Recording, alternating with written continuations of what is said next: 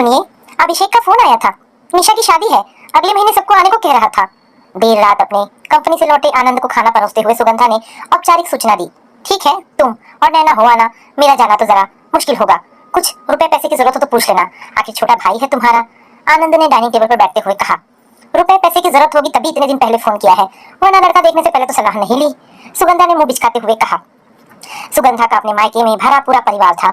उसके पापा और चाचा दोनों ही सरकारी सेवा में थे। बहुत अमीर तो वे लोग नहीं थे, मगर हाँ, दाल रोटी में कोई कमी नहीं थी। सुगंधा दोनों परिवारों में इकलौती बेटी थी, इसलिए पूरे परिवार का लाड़ प्यार उसे दिल खोलकर मिलता था। चाचा चाची ने भी उसे सगी बेटी सा प्रेम देते थे। उसका छोटा भाई अभिषेक और बड़ा चचेरा भाई संजीव दोनों ही सुगंधा पर जान छिड़कते थे। सुगंधा देखने में बहुत ही सुंदर थी, साथ ही नृत्य भी बहुत अच्छा करती थी। कॉलेज के फाइनल ईयर में एनुअल फंक्शन में उसे नृत्य करते हुए मुख्य अतिथि के रूप में पधारे शहर के बहुत बड़े बिजनेसमैन और समाज सेवक आलोक सिंह ने देखा तो उसी क्षण अपने बेटे आनंद के लिए उसे पसंद कर लिया। आलोक सिंह का क्षत्रिय समाज में बहुत नाम था। वे यूं तो मूल रूप से रांची के रहने वाले थे, मगर व्यापार के सिलसिले में दिल्ली जाकर बस गए थे। हालांकि अपने शहर से उनका नाता आज भी टूटा नहीं था। वे साल में 1 महीना यहाँ जरूर आया करते थे और अपने प्रवास के दौरान रांची ही नहीं बल्कि उसके आसपास के कस्बों में भी होने वाली सामाजिक व सांस्कृतिक गतिविधियों में शामिल हुआ करते थे। इसी सिलसिले में वे रांची के सिंघानिया कॉलेज में मुख्य अतिथि के रूप में आमंत्रित थे। सुगंधा की माँ, तुम्हारी बेटी के तो भाग्य ही खुल गए। खुद आलोक सिंह जी ने मांगा है इसे अपने बेटे के लिए। महेंद्र ने दफ्तर से आकर शर्ट खूंटी पर टांगते हुए कहा। मेरी प्यारी बहनिया बनेगी दुल्हनिया, कहकर अभिषेक ने सुगंधा को चिढ़ाया तो सुगंधा ने संजीव की तरफ मदद के लिए देखा। सच के आएंगे दूल्हे राजा, भैया राजा बजाएगा बाजा। संजीव ने हंसते हुए गाने को पूरा किया तो सुगंधा शर्म के मारी चाची के पीछे जाकर छिप गई। माँ ने बेटी को गले लगा लिया और पूरे परिवार ने एक साथ मिलकर शादी की तैयारियों पर चर्चा करते हुए रात का खाना खाया। 3 कमरों के छोटे से घर की बेटी सुगंधा जब आलीशान बंगले की बहू बनकर आई तो कोठी की चकाचौंध देकर उसकी आंखें चौंधी आ गई। उसके घर जितनी बड़ी तो बंगले की लॉबी थी, हॉल की तो शान ही निराली थी। महंगे सजावटी सामान घर के कोने कोने की शोभा बढ़ा रहे थे। सुगंधा हर आइटम को छू छू कर देख रही थी, हर चीज उसे नायाब लग रही थी। ससुराल के बंगले के सामने सुगंधा को अपना घर दीन की बालिका सा नजर आ रहा था। महेंद्र ने बेटी की शादी अपनी समधी की हैसियत को देखते हुए शहर के सबसे बड़े महंगे मैरिज लॉन में की थी, मगर पग फेरे के लिए तो सुगंधा को अपने घर पर ही जाना था। उसे बहुत ही शर्म आ रही थी आनंद को उसमें लाते हुए। सुगंधा जैसी सुंदर लड़की को पत्नी के रूप में पाकर आनंद तो निहाल ही हो गया था। उसके साथ स्विट्जरलैंड में हनीमून के 15 दिन कैसे बीते उसे पता ही नहीं चला। पिता आलोक सिंह ने जब बिजनेस के बारे में याद दिलाया तब कहीं जाकर उसे होश आया। वहीं अपने मायके के परिवार में हवाई यात्रा कर विदेश में हनीमून पर जाने वाली सुगंधा पहली लड़की थी। ये बात आज भी उसे गर्व का एहसास करा जाती है। खूबसूरत तो सुगंधा थी ही, पैसे की ताकत ने उसका दिमाग 7वें आसमान पर पहुंचा दिया। आलोक सिंह की बहू बनकर वो अपने आप को अति विशिष्ट समझने लगी थी। सुगंधा अपने ससुराल के ऐशो आराम और रुतबे की ऐसी आदी हुई कि अब उसका मायके जाने का मन ही नहीं करता था। उसे मायके के लोग और वहाँ का घर बहुत ही हीन लगने लगे। उसने धीरे धीरे उनसे दूरी बनानी शुरू कर दी। जब भी मायके से किसी का फोन आता तो उसे लगता था जैसे किसी तरह की मदद के लिए ही आया है और वह बहुत ही रुखाई से उनसे बात करती थी। अभिषेक भी सब समझने लगा था। वह बहुत जरूरी हो तो ही बहन को फोन करता था। संजीव तो उसके बदले रवैये से इतना आहत हुआ कि उसने सुगंधा से बात करनी ही बंद कर दी। शादी के बाद 1-2 बार तो माँ के बुलाने पर सुगंधा राखी बांधने मायके गई, मगर उसका व्यवहार ऐसा होता था मानो वहां आकर उसने मायके वालों पर एहसान किया हो। बात बात में अपने ससुराल की मायके से तुलना करना माँ को भी कमतरी का एहसास करा जाता था। एक बार सुगंधा अपनी रो में कह बैठी, मेरा जितना पैसा यहाँ राखी बांधने आने पर खर्च होता है उतने में तो अभिषेक के साल भर के कपड़े और जूतों की व्यवस्था हो जाए। नाहक मेरा टाइम भी खराब होता है और तुम जो साड़ी और नकद मुझे देते हो उसे तो ससुराल में दिखाते हुए भी शर्म आती है। अपनी तरफ से पैसे मिलाकर कहना पड़ता है कि माँ ने दिया है। ये सुनकर माँ अवाक रह गई। इसके बाद उन्होंने कभी भी सुगंधा को राखी पर बुलाने की जिद नहीं की। संजीव की शादी में पहली बार सुगंधा आनंद के साथ मायके आई थी। उसके चाचा अपने इकलौते दामाद की खातिरदारी में पलक पावड़े बिछाए बैठे थे। वे जब उन्हें लेने स्टेशन पर पहुंचे तो उन्हें ये जानकर धक्का सा लगा कि सुगंधा ने मायके के बजाय लखनऊ का टिकट बनवाया है। कारण था कि मायके के घर में एसी का ना होना। उन्होंने कहा भी कि आज ही नया एसी लगवा देंगी, मगर अब सुगंधा को तो वह घर ही छोटा लगने लगा था। अब घर तो रातों रात बड़ा हो नहीं सकता था। इसलिए अपमानित से चाचा ने माफी मांगते हुए आनंद से कहा, दामाद जी, घर बेशक छोटा है हमारा, मगर दिल में बहुत जगह है, आप एक बार रुककर तो देखते। आनंद कुछ कहता इससे पहले ही ट्रेन स्टेशन से रवाना हो चुकी थी। सुगंधा ठीक शादी वाले दिन सुबह अपनी लग्जरी कार से मायके आई और किसी तरह बारात रवाना होने तक रुकी। जितनी देर वो वहां रुकी सारा वक्त अपनी कीमती साड़ी और महंगे गहनों का ही बखान करती रही। बार बार गर्मी से होने वाली तकलीफ की तरफ इशारा करती और एसी ना होने का ही रोना रोती रही। सुगंधा की माँ को बेटी का ये व्यवहार बहुत अखर रहा था। हद तो तब हो गई जब नैना पैदा होने वाली थी। सामाजिक रीति रिवाजों के चलते सुगंधा की माँ ने उसे पहले प्रसव के लिए मायके बुला भेजा। दिल्ली जैसे महानगर की आधुनिक सुविधाएं छोड़कर मायके में अपने बच्चे को जन्म देना नई नई करोड़पति बनी सुगंधा को बिल्कुल भी गवारा नहीं था। मगर माँ के बार बार आग्रह करने पर सामाजिक रीति रिवाज निभाने के लिए उसे आखिरकार मायके जाना ही पड़ा। सुगंधा की डिलीवरी का अनुमानित समय मई के महीने का था। उसने पापा से जिद करके आखिर एक कमरे में ही सही एसी लगवा ही लिया। नैना के जन्म के बाद घर भर में खुशी की लहर दौड़ गई। हर कोई गोल मटोल सी नैना को गोदी में लेकर दुलारना चाहता था, मगर सुगंधा ने सबकी खुशियों पर पानी फेर दिया। यहाँ भी उसका अपने आप को अति विशिष्ट समझने का दर्प आड़े आ जाता। वो किसी को भी नैना को छूने नहीं देती थी। कहती थी गंदे हाथों से छूने पर बच्ची को इन्फेक्शन हो जाएगा। नैना के महीने भर की होते ही सुगंधा उसे लेकर दिल्ली आ गई। इसके बाद अभिषेक की शादी पर ही सुगंधा अपने मायके गई थी। सुगंधा ने नैना को बहुत ही नाजों से पाला था। वो उसे ना तो कहीं अकेले भेजती थी और ना ही किसी से मेल जोल रखने देती थी। स्कूल जाने के लिए भी अलग से गाड़ी की व्यवस्था कर रखी थी नैना के लिए। यूं अकेले पलती नैना दोस्तों के लिए तरसने लगी। वो सोने के पिंजरे में कैद चिड़िया की तरह थी, जिसके लिए खुला आसमान केवल एक सपना ही था। वो उड़ना चाहती थी, खुली हवा में सांस लेना चाहती थी, मगर सुगंधा ने उसे पंख खोलने ही नहीं दिए थे। उसे बेटी का साधारण लोगों से मेल जोल अपने स्टेटस के खिलाफ लगता था। नैना के लिए खिलौनों और कपड़ों की कोई कमी नहीं रखी थी सुगंधा ने। धीरे धीरे समय के पायदान चढ़ती नैना ने अपने 16वें साल में कदम रखा। इसी बीच अभिषेक एक प्रतिष्ठित डॉक्टर बन चुका था। वह धनबाद छोड़कर अब रांची शिफ्ट हो गया था। वहीं संजीव एक पुलिस अधिकारी बनकर क्राइम ब्रांच डिपार्टमेंट में अपनी सेवाएं दे रहा था। दोनों भाइयों की आर्थिक स्थिति सुधरने से अब सुगंधा के मन में उनके लिए थोड़ी सी जगह बन गई थी, मगर इतनी भी नहीं कि वो हर वक्त मायके के ही गुण गाती रहे। जब जब सुगंधा को जरूरत आन पड़ती थी, वह अपने भाइयों से मदद जरूर लेती थी, मगर काम निकलने के बाद वह उन्हें मक्खी की तरफ बाहर निकाल फेंकती थी। संजीव और अभिषेक उसके स्वभाव को जान चुके थे, इसलिए वे उसका बुरा भी नहीं मानते थे और जरूरत पड़ने पर बहन के साथ खड़े होते थे। अपनी ममेरी बहन निशा की शादी में जाने के लिए नैना का उत्साह देखते ही बनता था। उसे याद ही नहीं कि वो पिछली बार ननिहाल साइड के भाई बहनों से कब मिली थी। उनके साथ बचपन में की गई किसी भी शरारत या चुगलबाजी की कोई भी धुंधली सी याद उसके जहन में नहीं आ रही थी। बड़े होने पर भी माँ कहाँ उसे किसी से भी कांटेक्ट रखने देती है। हाँ, सभी रिश्तेदारों ने व्हाट्सएप पर हमारा प्यारा परिवार नाम से एक फैमिली ग्रुप बना रखा था। उसी पर वह सबको देख देख कर अपडेट होती रहती थी। पता नहीं वहां जाकर सबको पहचान पाऊंगी या नहीं, सबके साथ एडजस्ट कर पाऊंगी या नहीं, क्या क्या बातें करूंगी आदि सोच सोच कर ही नैना रोमांचित हुए जा रही थी। नैना को यह देखकर आश्चर्य हो रहा था। अपनी इकलौती भतीजी की शादी में जाने को लेकर उसकी माँ बिल्कुल भी उत्साहित नहीं है।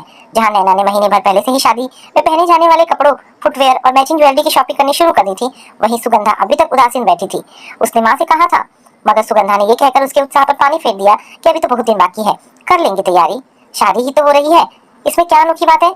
मगर जवानी की दहलीज पर खड़ी नैना के लिए शादी होना सचमुच ही अनोखी बात थी। नैना बचपन से ही देखती आई थी कि माँ उसके संजीव और अभिषेक मामा से ज्यादा नजदीकियां नहीं रखती, मगर अब तो उनकी इकलौती भतीजी की शादी थी। माँ कैसे इतनी उदासीन हो सकती है। खैर, शादी के दिन नजदीक आए, सुगंधा ने निशा को शादी में देने के लिए गोल्ड नेकलेस खरीदा, साथ ही साथ 5 महंगी साड़ियां भी। नैना खुश हो गई कि आखिर माँ का अपनी भतीजी के लिए प्यार जागा तो सही। मगर जब उसने सुगंधा को एक बड़े से बैग में उसके पुराने कपड़े भरते देखा तो उससे रहा नहीं गया। उससे पूछ लिया, मम्मी मेरे पुराने कपड़े कहाँ लेकर जा रही हो। अरे रांची ले जा रही हूँ, तुम तो पहनती नहीं हो, वहाँ किसी के काम आ जाएंगे, सुगंधा ने थोड़ी लापरवाही और थोड़े घमंड से कहा। मगर मम्मी किसी को बुरा लगा तो, नैना ने पूछा। अरे जिसे भी दूंगी ना वो खुश हो जाएगा, इतने महंगे कपड़े खरीदने की हैसियत नहीं है किसी की। सुगंधा अपने रुतबे पर इठलाई। और ये आपकी ड्राई क्लीनिंग करवाई हुई पुरानी साड़ियाँ ये किस लिए, नैना ने फिर पूछा। अरे मैंने पहनी ही कितनी बार है, इतनी महंगी साड़ियाँ भाभी ने तो कभी देखी भी नहीं होगी, बेचारी पहनकर खुश हो जाएगी। सुगंधा एक बार फिर इठलाई। वो अपने आप को बहुत ही महान और दरिया दिल समझे जा रही थी, मगर नैना को ये बिल्कुल भी अच्छा नहीं लग रहा था। वो पुराने कपड़ों को रांची न ले जाने की जिद पर अड़ी रही। आखिरकार उसकी जिद पर वह पुराने कपड़ों से भरा बैग सुगंधा को वहीं दिल्ली में ही छोड़ना पड़ा। निशा की शादी में नैना ने अपने और मेरे भाई बहनों के साथ बहुत मस्ती की। उसने पहली बार प्यार और स्नेह के मायने जाने थे। उसने जाना कि परिवार क्या होता है और फैमिली बॉन्डिंग किसे कहते हैं। दिल के एक कोने में प्यार की कसक लिए नैना लौट आई अपनी माँ के साथ, फिर से उसी सोने के पिंजरे में, जहाँ उसके लिए सुविधाएं तो मौजूद हैं, मगर उसे अपने पंख अपनी इच्छा से फड़फड़ाने की इजाजत नहीं थी। नैना का दिल अब इन बंधनों को तोड़ने के लिए मचलने लगा। जितना सुगंधा उसे आम लोगों से दूर रहने की कोशिश करती, नैना उतनी ही उनकी तरफ खींचती चली जाती। उसके मन में सुगंधा और उसके लगाए बंधनों के प्रति बगावत जन्म लेने लगी। नैना अपने स्कूल की पढ़ाई खत्म करके कॉलेज में एडमिशन ले ली थी। सुगंधा ने बेटी को कॉलेज आने जाने के लिए नई कार खरीदी थी, मगर जब तक नैना ठीक से गाड़ी चलाना नहीं सीख लेती, उसके लिए मनीष को ड्राइवर के रूप में रखा गया। मनीष लगभग 32 वर्षीय पुरुष था। वह शादीशुदा और एक बेटी का पिता था, मगर देखने में बहुत ही आकर्षक और बातचीत में बेहद स्मार्ट था। रोज साथ आते जाते नैना का किशोर मन मनीष की तरफ झुकने लगा था। वह उसकी लच्छेदार बातों के भंवर जाल में उलझने लगी। एक रोज बातों बातों में नैना को पता चला कि 4 दिनों के बाद मनीष का बर्थडे है। नैना ने सुगंधा से कह कर उसके लिए नए कपड़ों की मांग की। 4 दिनों बाद जब मनीष नैना को कॉलेज ले जाने के लिए आया तो सुगंधा ने उसे बर्थडे की बधाई देते हुए आनंद के पुराने कपड़ों से भरा बैग थमा दिया। मनीष ने बिना कुछ कहे वह बैग सुगंधा के हाथ से ले लिया, मगर नैना को मनीष की ये बेइज्जती जरा भी रास नहीं आई। उसने कॉलेज जाते समय रास्ते में ही मनीष से गाड़ी मार्केट की तरफ मोड़ने को कहा और एक ब्रांडेड शोरूम से मनीष के लिए शर्ट खरीदी। शायद वह अपनी मम्मी द्वारा किए गए उसके अपमान के एहसास को कम करना चाहती थी। मनीष ने उसकी ये कमजोरी भांप ली और वक्त बेवक्त उसके सामने खुद को खुददार साबित करने की जुगत में रहने लगा। धीरे धीरे मनीष उसके दिल में जगह बनाता चला गया और प्यार की प्यासी नैना उस प्यार के सैलाब में बहती चली गई। अब अक्सर ही नैना अपना कॉलेज बंक करके मनीष के साथ लॉन्ग ड्राइव पर निकल जाती थी। कई बार दोनों कई कई घंटे शहर से दूर निर्जन रिसोर्ट पर एक साथ अकेले बिताने लगे थे। मनीष का जादू नैना के सिर चढ़कर बोलने लगा था, मगर सुगंधा इस तरफ से बिल्कुल लापरवाह थी। उसने नैना के बहकने के अंदेशे के कारण ही उससे लगभग दोगुनी उम्र के मनीष को ड्राइवर रखा था, मगर यही वह गलत निकली। वो भूल गई थी कि स्त्री पुरुष का रिश्ता हर जाति, धर्म और उम्र से परे होता है। और फिर नैना जैसी लड़की के लिए तो फिसलना और भी आसान था, क्योंकि उसने तो पहली बार ही किसी पुरुष का साथ पाया था। मनीष अब नैना के लिए मन्नू बन चुका था। एक दिन नैना ने मनीष के साथ अपने अतरंग लम्हों की कुछ सेल्फियां ली। चलती गाड़ी में नैना वे सेल्फियां मनीष को व्हाट्सएप पर भेज रही थी, मगर जल्दबाजी में कॉन्टैक्ट नेम मन्नू की जगह अभी मामा सिलेक्ट हो गया। जब तक नैना को अपनी इस ब्लंडर मिस्टेक का एहसास हुआ, एक फोटो अभिषेक मामा को सेंड हो चुका था। उसने हड़बड़ाहट में उसे कैंसिल करने की कोशिश की, मगर लेटेस्ट मोबाइल, हैंडसेट और इंटरनेट पर 5G की स्पीड भला फोटो को अपलोड होते कोई देर लगती है। और फिर वही हुआ जिसका डर था। नैना की फोटो देखते ही अभिषेक का माथा ठनक गया। उसने तुरंत सुगंधा को फोन करके नैना की इस हरकत की जानकारी दी, मगर सुगंधा ने भाई को ही डांट दिया। वो मान ही नहीं सकती थी कि नैना जैसी हाई क्लास लड़की का एक ड्राइवर के साथ कोई संबंध हो सकता है। जब अभिषेक ने उसे नैना की फोटो भेजी, तब जाकर सुगंधा को मानना पड़ा कि पानी शायद सिर से ऊपर गुजर चुका है। अभिषेक ने उसे मामले की नजाकत और नैना के किशोर वय को देखते हुए अतिरिक्त सावधानी बरतने की सलाह दी, मगर सुगंधा अपना आपा खो चुकी थी। उसे नैना का यह भटकाव अपनी परवरिश का अपमान लग रहा था। वह यह सोचकर तिलमिला उठती थी कि उसके रुतबे के सामने मनीष ने यह हिमाकत करके उसे आईना दिखा दिया है। तैश में आकर सुगंधा ने मनीष को नौकरी से निकाल दिया। सुगंधा की इस हरकत ने नैना को और भी अधिक पागी बना दिया। उसने घर में तांडव मचा दिया और खाना पीना बंद कर दिया। आनंद ने भी उसे मनीष के शादीशुदा और बाल बच्चेदार होने का हवाला देते हुए समझाने की बहुत कोशिश की, मगर कहते हैं कि प्यार अंधा होता है। नैना ने किसी की एक न सुनी और एक दिन चुपचाप घर से कुछ रुपए और गहने चुराकर मनीष के साथ भाग गई। सुगंधा को जब पता चला तो उसके पैरों तले जमीन खिसक गई। उसने आनंद फानंद भाई संजीव को फोन लगाकर सारी बात बताई। संजीव ने नैना को ढूंढने में अपनी पूरी ताकत झोंक दी। उसने दिल्ली से संबंधित थानाधिकारी से संपर्क करके मनीष की फोटो हर थाना क्षेत्र में भिजवा दिए। साथ ही दोनों को उनके मोबाइल नंबर की लोकेशन के आधार पर ढूंढने की भी कोशिश की, मगर दोनों के मोबाइल स्विच ऑफ आ रहे थे। तब अभिषेक की टीम ने मनीष के परिवार पर नजर रखनी शुरू की। मनीष की पत्नी से संपर्क करने का पता चला कि वह स्वयं भी कभी इसी तरह उसके हनी ट्रैप का शिकार हुई थी। पुलिस द्वारा मनीष की पत्नी और उसके माँ बाप के फोन लगातार ट्रेस किए जा रहे थे।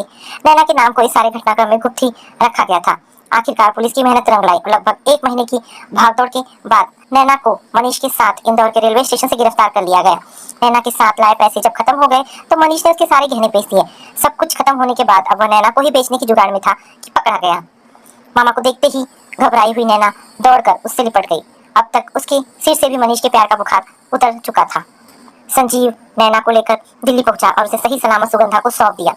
बेटी को इतनी दयनीय हालत में देखकर सुगंधा को अपने मां होने पर शर्म आ रही थी। वो नैना की इस हालत की जिम्मेदार खुद को ही मान रही थी। बेटी तो सकुशल घर लौट आई, मगर सुगंधा की मुसीबत खत्म नहीं हुई थी। उसने अपना सिर पीट लिया जब उसे पता चला कि कुंवारी नैना मनीष के बच्चे की मां बनने वाली है। सुगंधा को कुछ भी समझ में नहीं आ रहा था कि वह क्या करे। अगर यहाँ सोसाइटी में किसी को पता चल गया कि आलोकनाथ जी की पोती ने ये गुल खिलाए हैं तो बहुत बदनामी होगी, कहीं भी मुंह दिखाने के काबिल नहीं रहेंगे। उसने आनंद से मशवरा करके अभिषेक से अपनी परेशानी साझा की। अभिषेक ने उसे तुरंत नैना को रांची लाने के लिए कहा। ज्यादा देर करना सही न समझकर सुगंधा दूसरे ही दिन नैना को लेकर रांची रवाना हो गई। अभिषेक को आश्चर्य हुआ जब उसने सुगंधा को स्लीपर क्लास के डिब्बे में से उतरते हुए देखा था। सुगंधा ने अपनी शर्मिंदगी मिटाते हुए कहा, क्या करूं, मजबूरी थी। एसी में रिजर्वेशन मिला ही नहीं और आना कितना जरूरी था, ये तुमसे बेहतर कौन समझ सकता है। नैना मामा से नजरें भी नहीं मिला पा रही थी। अभिषेक ने सुगंधा से कहा, आप दोनों के रहने का बंदोबस्त मैंने होटल में कर दिया है। घर जाने पर बेकार में ही बात खुलेगी और बच्चे की बदनामी होगी। भाई की बात सुनकर सुगंधा ग्लानि से भर उठी। वो सोचने लगी कि यही अभिषेक है जिसे मैंने सदा ही अपने से कमतर समझकर दुत्कारा और इसका अपमान किया। आज यही मेरी बेटी की इज्जत का रखवाला बना है। नैना भी नजरें नीचे किए अपनी गलती पर पछतावा करती आंसू बहा रही थी। अभिषेक उन्हें होटल में छोड़कर चला गया। दूसरे दिन उसने नैना को एक लेडी डॉक्टर से मिलाया और उसके सभी आवश्यक टेस्ट करवाए। दोपहर बाद रिपोर्ट आने पर शाम तक लेडी डॉक्टर ने नैना को अनचाहे गर्भ से छुटकारा दिला दिया। 2 दिनों तक डॉक्टर की देखरेख में रहने के बाद अभिषेक ने होटल से ही सुगंधा और नैना को दिल्ली के लिए रवाना कर दिया। किसी को कानो कान खबर भी नहीं हुई उनके रांची आने और वापस जाने की। नैना अभी तक इस सदमे से बाहर नहीं निकल सकी थी। अभिषेक ने जब टूटी हुई नैना को नैना का हौसला बढ़ाने के लिए स्नेह से उसे अपने सीने से लगाया तो उसके भीतर जमी हुई सारी पीड़ा प्यार की गर्माहट पाकर पिघल गई। उसने रोते रोते अभिषेक से कहा, मैं भटक गई थी मामा, जिसे मैं प्यार की कच्ची धूप समझ रही थी वह तो जलता हुआ अंगारा निकला। मैं उसमें झुलस गई। अभिषेक ने नैना के सिर पर हाथ रखते हुए कहा, बेटा हीरा अगर गलती से कीचड़ में गिर जाए तो भी उसकी कीमत कम नहीं होती। जो कुछ हुआ उसे एक एक्सीडेंट या बुरा सपना समझकर भूल जाना। यह बात सिर्फ हम तीनों तक ही सीमित रहेगी। मैं तुम्हें इसका यकीन दिलाता हूँ। तुम बेफिक्र होकर अपने आगे की जिंदगी जियो। ट्रेन जब प्लेटफॉर्म छोड़ने लगी तो सुगंधा से रहा नहीं गया। वह अभिषेक से लिपट कर रो पड़ी। कहना तो बहुत कुछ चाह रही थी मगर गला अवरुद्ध हो गया। शब्द आंसुओं के साथ बहने लगे। अभिषेक ने भी बहन को गले से लगा लिया। कुछ भी न कहकर दोनों ने सब कुछ कह सुन लिया। सारे गिले शिकवे धुल गए। बादलों के बरसने के बाद जैसे आसमान साफ और धुला धुला सा हो जाता है, वैसे ही आज सुगंधा का दिल एकदम साफ हो गया था। और उसे समझ आ गया था कि दुनिया में पैसा ही नहीं बल्कि सच्चे रिश्ते और अपनों का प्यार भी खरी कमाई है। तो दोस्तों, ये कहानी यहाँ पर समाप्त होती है। आशा करती हूँ पारिवारिक कहानी आपको पसंद आई होगी। अगर आपको कहानी पसंद आई है तो